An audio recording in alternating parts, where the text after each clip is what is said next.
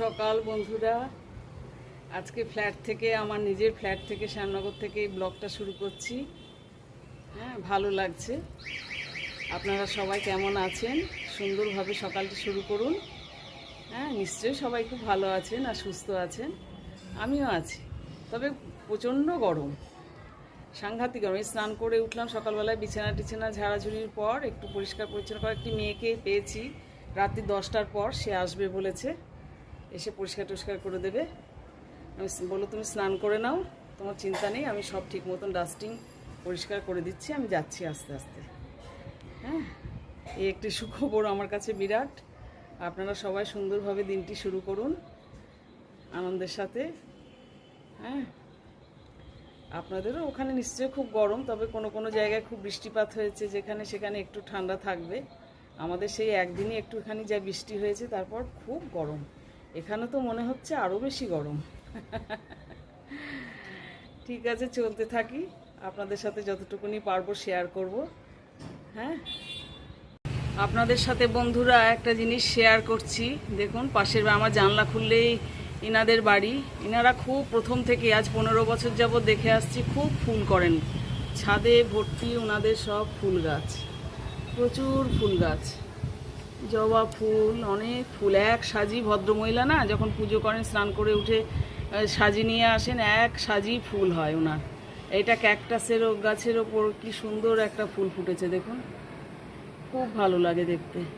এই যে পাশের বাড়ি, ওনারাও সব ছাদে ছাদে টবে টবে সুন্দর বাগান করেন, সুন্দর গাছ করে। আমি আমার ওই ছোটো ব্যালকনিতেও করেছিলাম, যখন থাকতাম ছেলের পড়ার জন্য, তখন করেছিলাম 2-4টে টবে আমি গাছ করেছিলাম, খুব ভালো লাগে। কিন্তু হাওড়াতে একদম করতে পারি না, একটা তুলসী গাছই করতে পারি না। হ্যাঁ, এই আপনাদের সাথে একটু শেয়ার করলাম, এত ভালো লাগছে। জানলাটা খুললেই এই ফুলগুলো দেখতে পাই আমি, বিভিন্ন রকম ফুল দেখতে পাই। কত রকমের জবা করেন উনি, রান্নাঘর থেকেও দেখা যায়। এবার আমাদের ঠাকুরের পুজো কমপ্লিট করলাম। হ্যাঁ, হাজব্যান্ড আমি দুজনে মিলেই করতে হলো। তার কারণ হচ্ছে পয়লা বৈশাখের দিন তো আমরা এখানে ছিলাম না, হাওড়ায় ছিলাম, যার জন্য ঠাকুরের নতুন বস্ত্রটা পাতা হয়নি। কালকে আমার হাজব্যান্ড আসার সময়তে নতুন বস্ত্র কিনে নিয়ে এসেছিলেন, আমি হেল্প করলাম ওনাকে, উনিও করলেন, দুজনে মিলেই পুজোটা সারলাম। কাপড়টা পাল্টে দেয়া হলো, যতটা পারলাম একটু বাসনপত্র পরিষ্কার করে দিলাম। বাড়ির ঠাকুর, নিজের আশ্রয় ঠাকুর দিয়েছেন, তবেই না হয়েছে।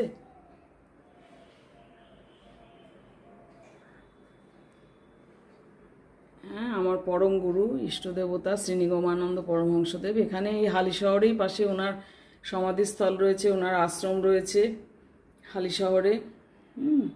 মাঝে মাঝে আমরা যাই, সেই জ্ঞান হওয়ার থেকেই যাই, আমার ঠাকুমার সময় থেকেই যাই। এবং আমরা এটা বললে যেন ঠাকুর রাগ করেন না, বড় মুখে বা ছোটো মুখে বড় কথা হিসেবে বলার নয়, আমরা কিন্তু এই নিগমানন্দ ঠাকুরের বংশোদ্ভূত, জানেন তো।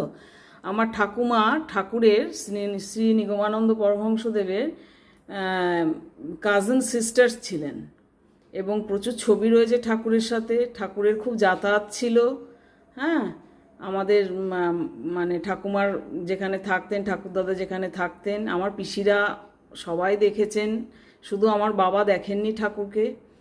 বাবার জন্মের ঠিক 10 মাস আগে উনি দেহ রেখেছিলেন। আর আমরা কিন্তু ঠাকুরের বংশোদ্ভূত, আমার পিতৃকুল। হ্যাঁ, কাজে আমরা কিন্তু খুব ধন্য, জীবন হিসেবে ধন্য। জীবন আমাদের ঠাকুর যেটুকুনি দেবেন সেটা ঠাকুরই দেবেন, দুঃখ কষ্ট যা দেবেন আমরা জানি ঠাকুরই দেবেন, আনন্দ দুঃখ যা কিছু, বেদনা যা কিছু, আমরা কিন্তু ঠাকুরের বংশোদ্ভূত। এটা আপনাদেরকে জানালাম। শ্রী নিগমানন্দ পরমহংসদেবের হালি শহরে ওনার আশ্রম রয়েছে, বিভিন্ন জায়গায়, পুরীতে রয়েছে, আসামে রয়েছে। আসামে উনি হয়েছিলেন, ধ্যানস্থ হয়ে উনি মানে দেহ রেখেছিলেন আসামে। নীলাচল পাহাড়ে, নীলাচল পর্বতের উপরে বিভিন্ন জায়গায় রয়েছে, নাগপুরে রয়েছে, মুম্বাইয়ে রয়েছে, সব জায়গায় আমাদের সংঘ হয়। গুরু ভাই বোন একত্রিত হয়ে, মাসে আগে হতো, এখন 3 মাস অন্তর হয়, যেখানে যেমন সিস্টেম সেখানে সেরকম অনুযায়ী সব গুরু ভাই বোন একত্রিত হয়ে ঠাকুরের নাম গান, হ্যাঁ, কীর্তন সমস্ত কিছু হয়, প্রসাদ বিতরণ হয়। ঠাকুরের জন্মোৎসব খুব বড় করে পালিত হয়। আপনাদের সঙ্গে একটুখানি শেয়ার করলাম, আমার মনের ভেতরের কথাগুলি আপনাদের সঙ্গে শেয়ার করলাম।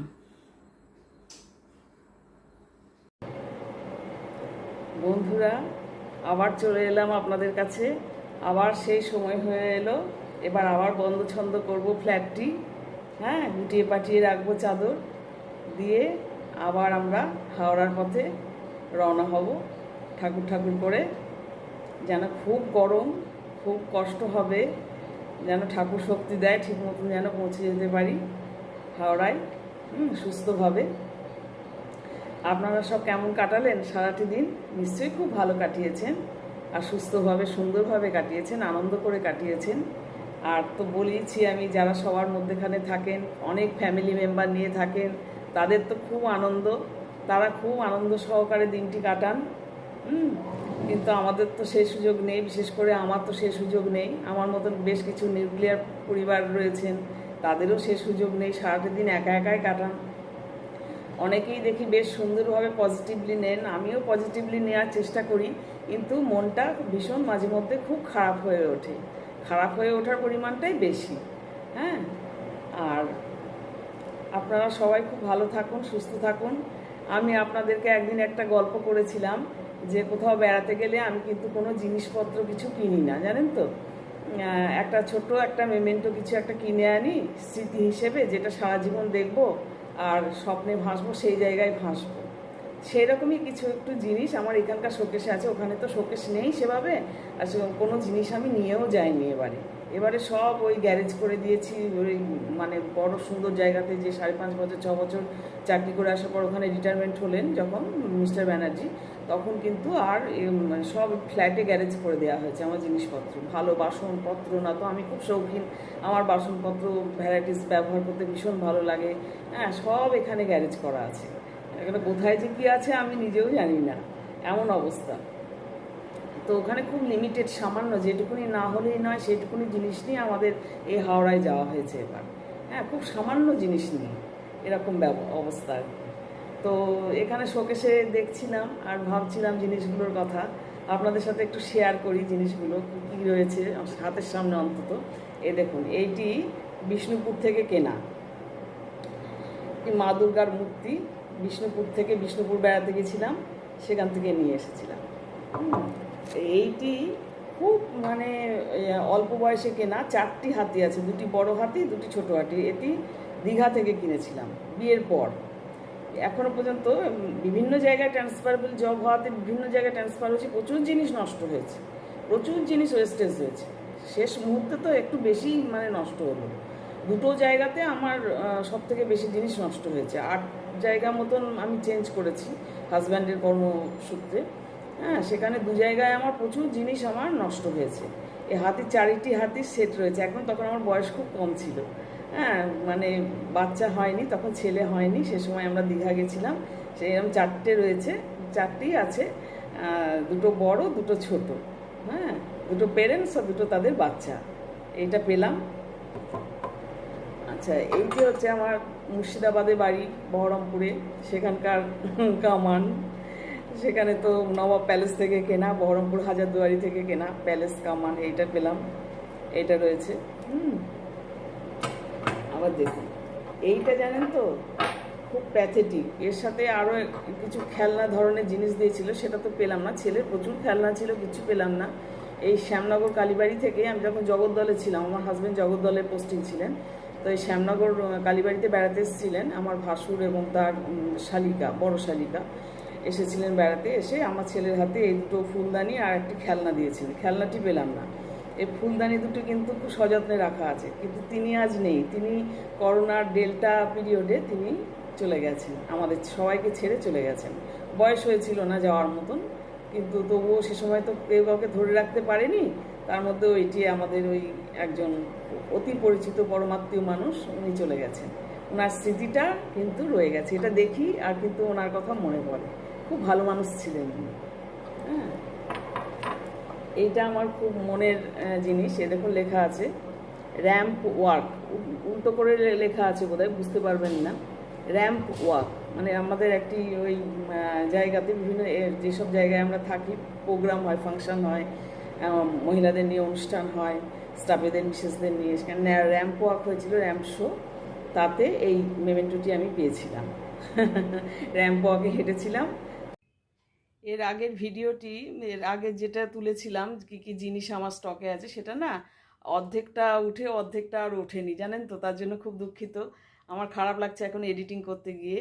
হ্যাঁ, ঠিক আছে, আমরা তাহলে এবার আসি। টাটা। আমাকে কিন্তু সাবস্ক্রাইব করবেন অবশ্যই, আর লাইক কমেন্ট শেয়ারের মাধ্যমে কিন্তু আমার সাথে থাকবেন, আমার চ্যানেলটিকে এগিয়ে নিয়ে যেতে সাহায্য করবেন। হ্যাঁ, এই বলে আজকে টাটা। এবার আমরা রওনা হব।